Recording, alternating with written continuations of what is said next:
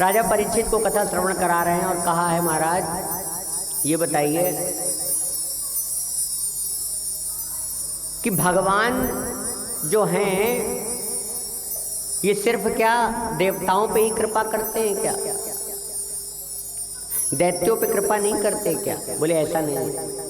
भगवान के एक परम भक्त हुए हैं जिनका नाम है प्रहलाद जी महाराज। बोले प्रहलाद जी महाराज की जय। बोले वृंदावन धाम की जय। जय श्री राधे श्याम।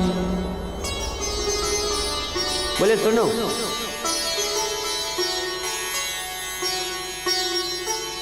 दो राक्षस है जिनका नाम है, एक का नाम है हिरण्याक्ष और दूसरे का नाम है हिरण्याकश्यपु। हिरण्याक्ष ने एक बार पृथ्वी को बंदी बना लिया।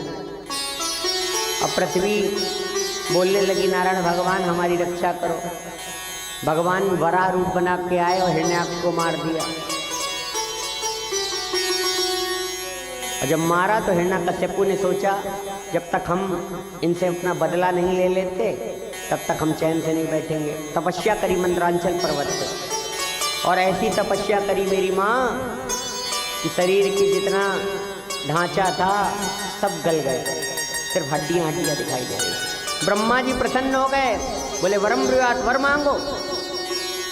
बोले एक ही वरदान दे दो, बोले हम अमर हो जाएं। ब्रह्मा जी ने कहा देखो भैया अमर तो हम ही नहीं है, तुम कहाँ से हो जाओगे। बोले फिर एक वरदान दे दो। बोले क्या? बोले ना दिन में मरूं, बोले ना रात में मरूं। बोले ठीक है मंजूर। फिर और क्या चाहते हो? बोले ना अस्त्र से मरूं ना शस्त्र से मरूं। बोले ठीक है मंजूर। बोले ना नर से मरूं ना नारायण से मरूं। बोले ठीक है। बोले ना घर के अंदर मरूं ना घर के बाहर मरूं। बोले मंजूर है। बोले ब्रह्मा जी के द्वारा बनाई हुई सृष्टि में किसी से ना बनूं। बोले ठीक है मंजूर है। और 12 महीने में कभी ना मरूं। बोले ठीक है मंजूर। तथास्तु कह के निकल गए। अब भैया हिरण्याकश्यपु ने चारों तरफ आतंक फैलाना, जैसे किसी को ताकत मिल जाए ना तो उसका गलत दुरुपयोग करने लगता है। चारों तरफ हाहाकार मचा दिया, ऐलान कर दिया। इंद्र का सिंहासन हिलने लगा, नट बोल्ट ढीले हो गए। स्वर्ग के जिस कुर्सी पे इंद्र बैठते थे स्वर्ग के नट ढीले हो गए।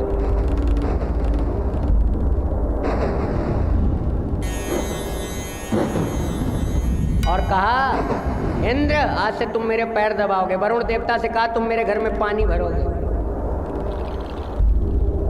सभी देवी देवताओं से कहा चलो मेरी सेवा में लग जाओ। सब परेशान। बोले प्रभु बचाओ। बोले चिंता मत करो, हम जल्दी तुम्हारे पास आएंगे। इस दुष्ट का अंत जरूर है, निश्चित है, चिंता मत करो। पाप का भी एक सीमा है भैया। जब तक पाप अधिक थे जेल में रहा, और जब पुण्य आ गए तो उसी जेल का जेल मंत्री बन गया। जब तक पाप थे तब तक जेल में रहा, और जब पाप खत्म हो गए पुण्यों का घड़ा बढ़ गया तो क्या हुआ? बोले जेल मंत्री बन गए। बोले चिंता मत करो। इधर हिरण्याकश्यप की एक पत्नी है, जब जा रही थी ना, जब वो तपस्या कर रहा था तो इंद्र एक दिन आए और कयाधु को अपहरण करके ले गए। उसको मारने जा रहे थे, तब तक नारद जी आ गए। और नारद जी ने कहा क्यों मार रहे हो? बोले इसलिए मार रहे हैं कि भैया इसके गर्भ में कौन है पता है? बोले इसके गर्भ में राक्षस पल रहा है। बोले तुमको कैसे पता है इसके गर्भ में राक्षस पल रहा है? बोले हम कहते हैं इसके घर में भक्त शिरोमणि आएंगे। छोड़ दो, छोड़ दिया। आज कहते हैं जब छोड़ा ना मेरी माँ, तो आज कुछ दिन बाद कयाधु के घर में एक बालक का जन्म हुआ जिसका नाम पड़ा प्रहलाद। और प्रहलाद को बचपन से ही एक रोग लग गया। बोले कौन था? बोले हरि नाम का रोग लग गया।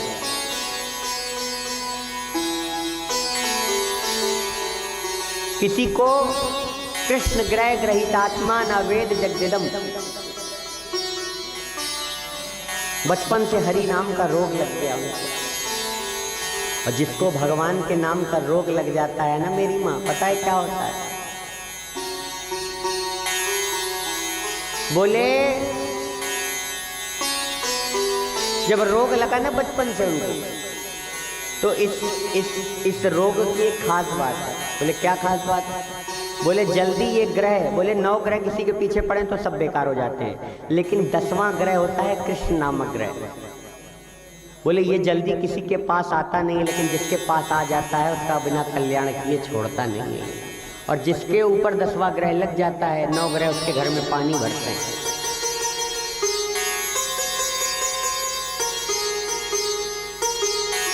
बोले इस ग्रह की खास बात क्या है? बोले महाराज, बोले इस ग्रह की खास बात ये है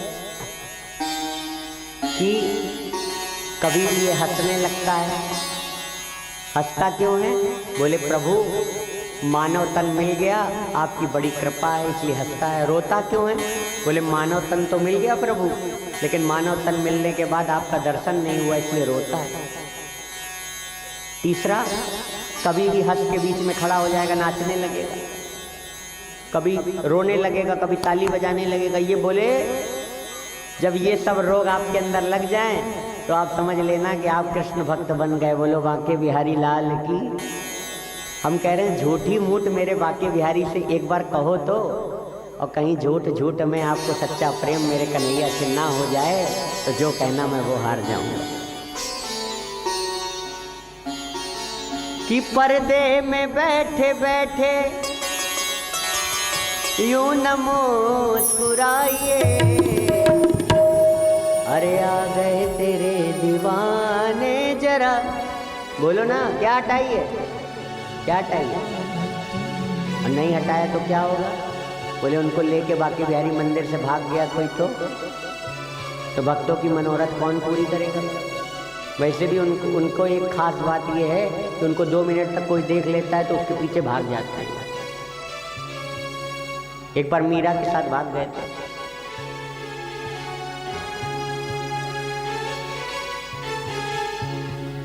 अभी प्रहलाद जी धीरे धीरे बड़े हुए तो उनके पिताजी ने उनको एडमिशन करा दिया स्कूल में। बोले कहाँ पे? बोले हिरण्यकश्यप दानव विश्वविद्यालय में। वहाँ के प्रधानाचार्य हैं बोले संडामार्क जी।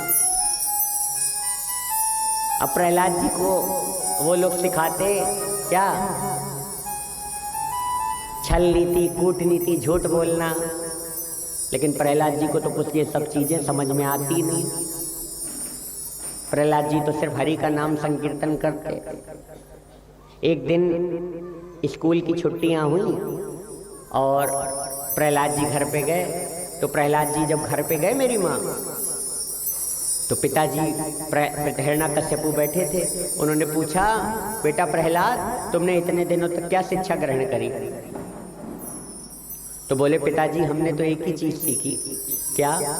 बोले जीवन में व्यक्ति सुख की कामना करता है लेकिन उसको जीवन में कहीं सुख नहीं मिलता, क्योंकि जीवन में सुख आने के बाद भी हमेशा ये दुख बना रहता है कि जीवन में हमसे ये सुख छिन ना जाए। बताओ मेरी माँ, झूठ बोल रहे हैं? ये रहता है कि नहीं कि जब जीवन में ज्यादा प्रसन्नता आने लगे तो ये समझ जाना कि मेरे प्रभु की कृपा है, बस यही समझना और प्रभु के प्रसाद का उपयोग करना। ये सब बातें करे। बोले सब कुछ छोड़कर एक ही काम करना चाहिए। बोले क्या? बोले सच्चा सुख तो केवल परमात्मा की भक्ति में है। ऐसा कहा, क्रोध में हिरण्यकश्यप लाल हो गया। ये कैसी बातें कर रहा है तू? पागलों जैसी बातें। सच्चा सुख नारायण की भक्ति में मेरे शत्रु का नाम लेता है मेरे सामने, वो भी। फिर बाद में सोचने लगा इसका क्या दोष है? जैसी बच्चे को शिक्षा दी जाएगी वही तो करेगा। बोले तुम बेटा बाहर जाओ, संडामार्क जी को अंदर भेज दो। अंदर आए। बोले ये तुम क्या सिखा रहे हो मेरे बच्चे को? बोले महाराज हम तो क्या सिखाते हैं, जो आप कहते हैं। सरकार का स्कूल है, जो सरकार कहेगी वही सुनाते हैं। गा माने गणेश कहे, सरकार कहेगी गा माने गणेश पढ़ाना बंद करो, गा माने गधा पढ़ाना चालू करो, तो गणेश बंद कर देगी, गधा पढ़ाना चालू कर देगी। महाराज हमारा स्कूल तो आपकी दया पे चलता है, आप जैसा बोलेंगे वो सिखाया जाएगा। हम सच्ची बता रहे हैं। हमने तो, मेरा बेटा ये फर्जी बातें क्यों कर रहा है कि ये सब कुछ छोड़कर नारायण की भक्ति करो?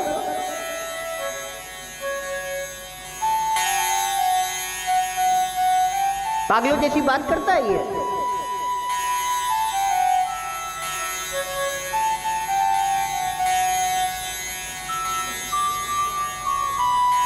बोले महाराज सच्ची सच्ची बता रहे हैं, हमने कुछ नहीं सिखाया। आपके बच्चे को हमने कुछ नहीं सिखाया। पता नहीं आपका बच्चा ये सब कहाँ से सीख जाता है। हम सच बता रहे हैं कसम से, हमने कुछ नहीं सिखाया इसको। बोलिए बाके बिहारी लाल की जय। हमने कुछ नहीं सिखाया। बोले अगर तुमने नहीं आप हमें एक मौका दे दो, अब कि हम आपके बच्चे को ना सिखा दें तो आप जो कहिएगा वो हम मान जाएंगे। आज प्रहलाद जी को पुनः स्कूल ले गए वो, और जब प्रहलाद जी को पुनः स्कूल ले गए तो कहने लगे, अरे तू दैत्यों के चंदन जैसे बगीचे में बबूर कहाँ से पैदा हो गया? ये तुझे सब कौन सिखाता है? कोई हरी भरी नहीं होता। तू फर्जी की बातें करना बंद कर दे और आज से हिरण्यकश्यपी की पूजा करना चालू कर दे। सुखदेव जी कहते हैं, परीक्षित सुनो, ये कौन पता है कौन बोल रहा है? बोले ये मास्टर साहब बोल रहे हैं। मास्टर और गुरु में अंतर होता है।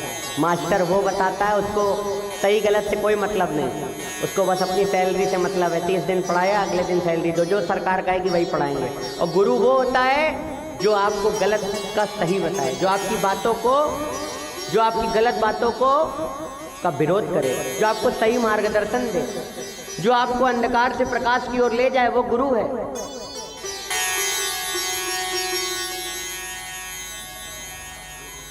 सब कुछ समझाया। प्रहलाद जी धीरे धीरे बड़े हुए। एक दिन प्रहलाद जी पहुँचे घर, गुरु जी लेके पहुँचे। बोले बता बेटा, इतने दिन में क्या सीखा तुमने? बोले पिताजी अब की हमने 9 पाठ सीखे हैं। बोले कौन कौन से? बोले सुनाए? बोले हाँ बेटा सुना। बोले सुनो। श्रवणम कीर्तनम विष्णु स्मरणम पाद सेवनम अर्चनम वंदनम दास्यम सख्यमात्मनिवेदनम। बोले हमने 9 भक्ति सुनी है। बोले नारायण की भक्ति 9 प्रकार से करनी चाहिए। बहुत विस्तार से सुनाया, और जब विस्तार से सुनाया तो प्रहलाद को गुस्सा, आज हिरण्यकश्यपु को क्रोध आ गया।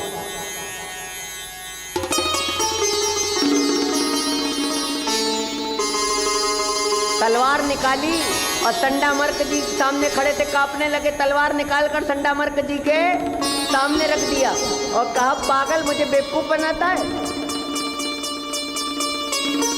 सब उल्टा सीधा मेरे बच्चे को सिखा रहा है, भगवाकरण की शिक्षा दे रहा है और कह रहा है कि ये सब अपने आप सीखा है।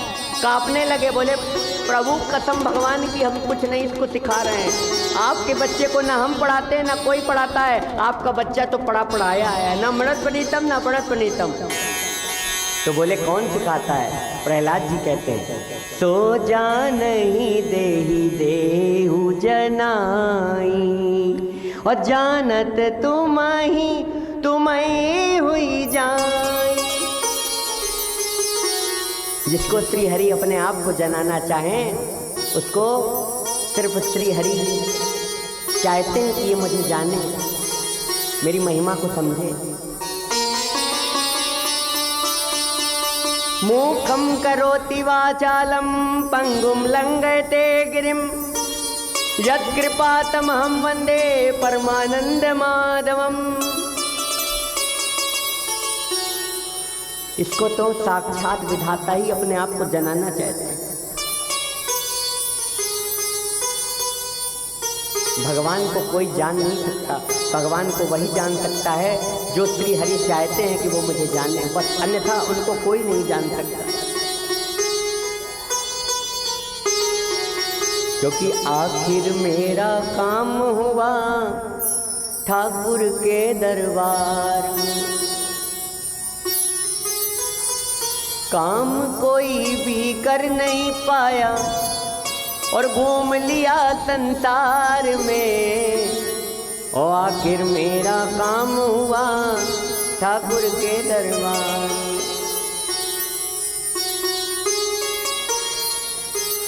मेरी माँ बोले ठीक है, इसको रोग लगा है ना, बोले हरि नाम का, बोले ठीक है। रोग अगर लग गया हो तो रोगी को ही समाप्त कर देने में हित रहता है। उठाया और कहा जाओ इसे पर्वत से फेंक दो। पर्वत से फेंका, भगवान नारायण ने गोद में पकड़ लिया।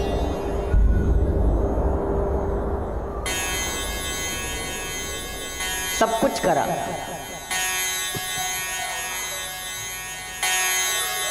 और काला नाग से खोलते तेल में डाला, खोलते तेल में डाला, खोलता तेल भी फूल बन गया।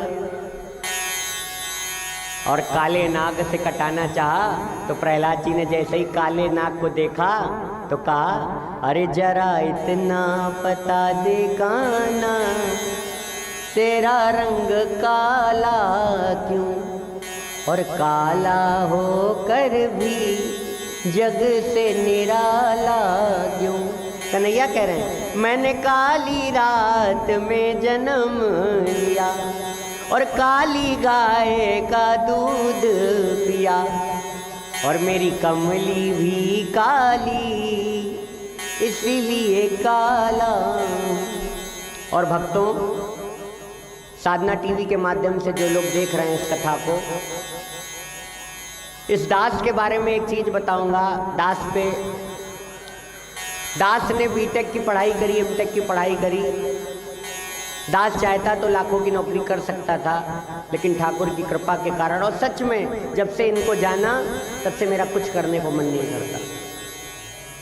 मेरे जीवन में कौन सी घटनाएं घटी है हम आपको विस्तार से बाद में बताएंगे, लेकिन दास का एक ही उद्देश्य है कि दास ने 108 श्रीमद् भागवत कथा का संकल्प लिया है।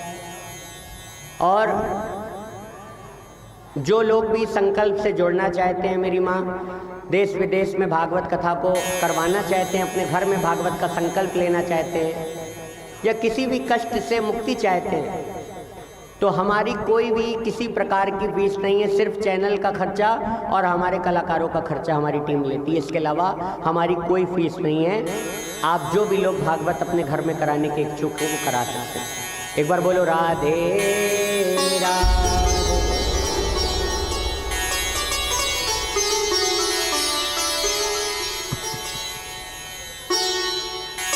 मेरी माँ, सुंदर सा प्रकल्प हमारे द्वारा चलाया जा रहा है, जिसमें साधु संतों की सेवा के लिए आश्रम का निर्माण हो रहा है। उस आश्रम निर्माण में जो भी अपना सहयोग करना चाहते हैं, चाहे वो साधना टीवी के माध्यम से सुन रहे भक्त हों या इस आनंद धाम मंदिर के पवित्र प्रांगण में बैठे हों, जो भी लोग सहयोग करना चाहते हैं वो कर सकते हैं। आज प्रहलाद जी को होलिका ने जलाना चाहा, लेकिन कहते हैं होलिका जल गई लेकिन प्रहलाद को कुछ नहीं हुआ। मारना चाहा लेकिन उसको कोई नहीं मार पाया।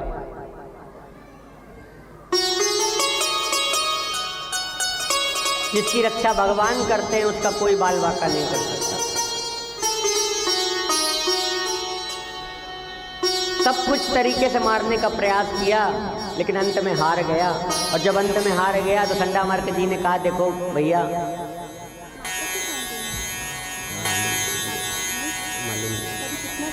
फोन कर लो, 10-15 हम बता रहे हैं। मेरी माँ,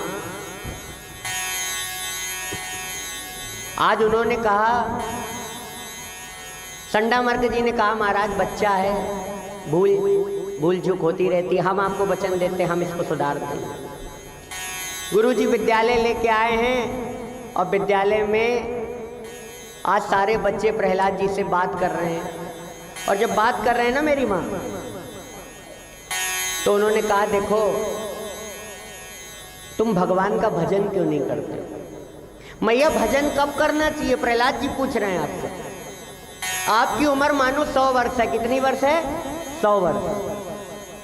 और 24 घंटे का दिन होता है, 24 घंटे की रात होती है। उसमें 50 वर्ष सोने में निकल गए, 50 वर्ष जगने में। अब 50 में शुरू के 20 वर्ष ये बताया जाता है कि हाउ टू अर्न मनी, पैसा कैसे कमाना चाहिए। तो 50 में 20 निकाल दो बच्चे, कितने? 30। और आखिरी के 80 से 100 के बीच में व्यक्ति किसी लायक नहीं रहता है। तो बचे कितने? बोले 10 वर्ष। यही 10 वर्ष हैं जो आप यहाँ बैठे हैं। अगर आपने इसका सदुपयोग कर लिया तो आपका कल्याण हो जाएगा, और नहीं सदुपयोग किया तो आपका कल्याण नहीं हो पाएगा।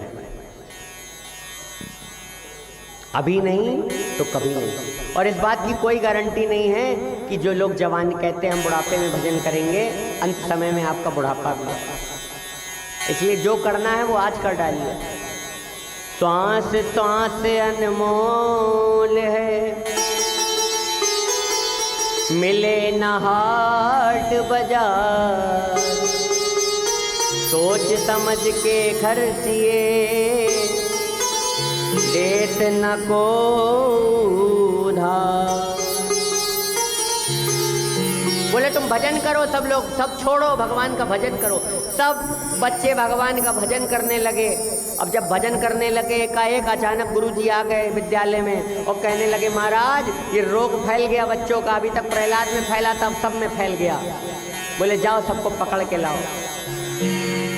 तलवार निकाली और मारने जा रहे थे।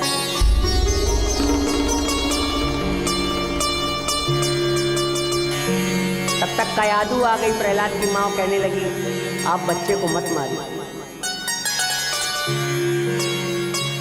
हिरण्यकश्यप पूछता है जिसकी तो पूजा कर रहा है वो झूठा है, वो भगवान नहीं है, बता तेरा भगवान कहाँ है। बोले प्रहलाद जी बोले प्रभु मेरे भगवान कहाँ नहीं है ये बताओ। हर जगह मेरे भगवान। बोले अच्छा, बोले इस खंबे में भी? बोले हाँ। बोले अच्छा ठीक है, आज हम इस खंबे को ही समाप्त कर देते हैं। अपनी गदा उठाई और गदा उठा के खंबे पे जोरदार प्रहार किया, जोरदार प्रहार किया। और जैसे ही प्रहार किया खंबा फाड़ते हुए नरसिंह भगवान प्रकट हो गए। बोले नरसिंह भगवान की। और जब नरसिंह भगवान प्रकट हो गए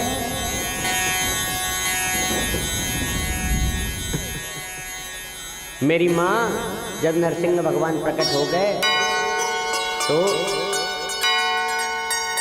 आज नरसिंह भगवान में युद्ध हुआ। और जानती हो मेरी माँ, नरसिंह भगवान ने इतनी बुरी तरीके से हिरण्यकश्यप को मारा, आज तक इतनी बुरी तरीके से भगवान ने किसी को नहीं मारा। क्यों? क्योंकि उन्होंने उनके परम भक्त प्रहलाद को दुख दिया था।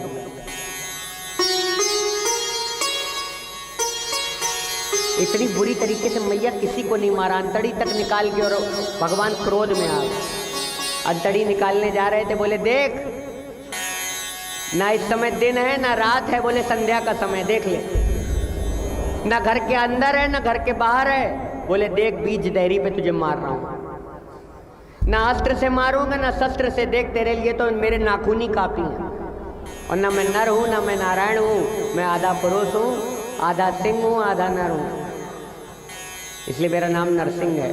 और मुझे ब्रह्मा ने नहीं बनाया, ब्रह्मा को मैंने बनाया है। और तूने कहा था कि 12 महीने में कभी ना मरूं, देख तुझे मारने के लिए मैंने स्पेशल 13वां महीना पुरुषोत्तम मास बनाया, स्पेशल अधिक मास बनाया।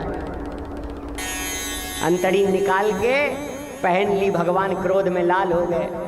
सभी देवी देवता स्तुति करने लगे, लेकिन भगवान शांत नहीं हुए।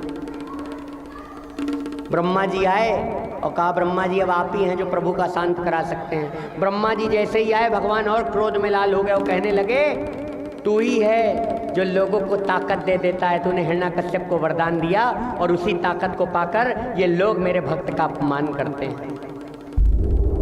चला जा यहाँ से, नहीं तुझे धक्का दे दूंगा मैं। ब्रह्मा जी भाग गए। लक्ष्य अब बोले पति का क्रोध तो पत्नी ही शांत कर सकती है। लक्ष्मी जी गईं। लक्ष्मी जी को देखकर भगवान और क्रोधित हो गए। बोले चली जा, मुझे अपनी शकल मत दिखाना। क्यों? क्योंकि तू जिस घर में चली जाती है उसी घर के लोग मेरे भक्त का अपमान कर देते हैं। अब इतना जोर डांटा कि थाली फेंक के दैया मैया करके भाग दूंगा। अब बोले भगवान का भक्त, भक्ति है प्रहलाद जो उनको शांत कर सकता है। जैसे ही गए प्रहलाद जी, कहा पिताजी आप क्रोधित क्यों हैं? जैसे ही कहा पिता, भगवान की आंखें उससे आंसू गिरने लगे, रोने लगे भगवान। और भगवान ने अपनी गोद में प्रहलाद को बिठा लिया और भगवान अपनी जीभ से प्रहलाद को चाटने लगे। मेरे पिता का कल्याण कर दिया।